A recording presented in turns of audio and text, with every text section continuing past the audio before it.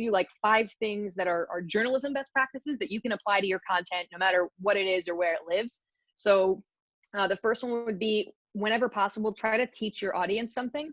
You know, the mission of journalists is, I am there as a conduit for my readers, that I'm asking the things you don't have access to ask. I am seeing the things you can't in person go see, and trying to turn around and teach that to my audience. So see what you can do to teach your audience. That's going to really help you keep your values straight and make sure you're serving your audience.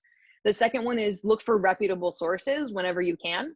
So try to interview experts. Don't just rely on your own opinions. Don't just rely on people within your organization. Really look for outside experts, whether that's data or like a living human person who can comment, corroborate, add context to what you're doing.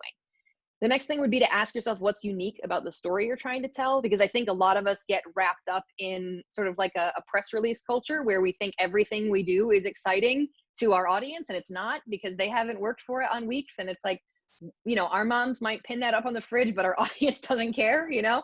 So asking yourself before you create anything, what is unique about this story? Because if you could find some element of first or only or surprising, like that's what journalists look for. It's the things that are different that stand out. You know, there's a phrase in journalism, if anyone went to journalism school, you might remember this.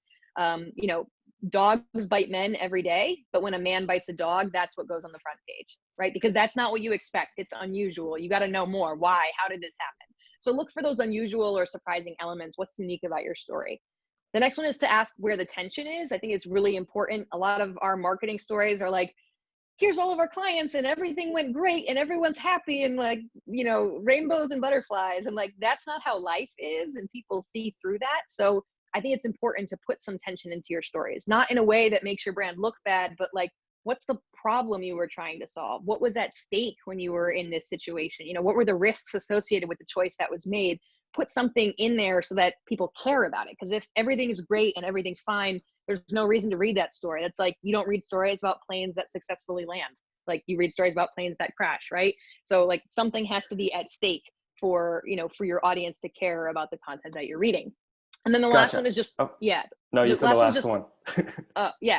Human connection is just the last one. Faces and voices whenever possible. Like put as many people in your stories as you can, because it's way more relatable.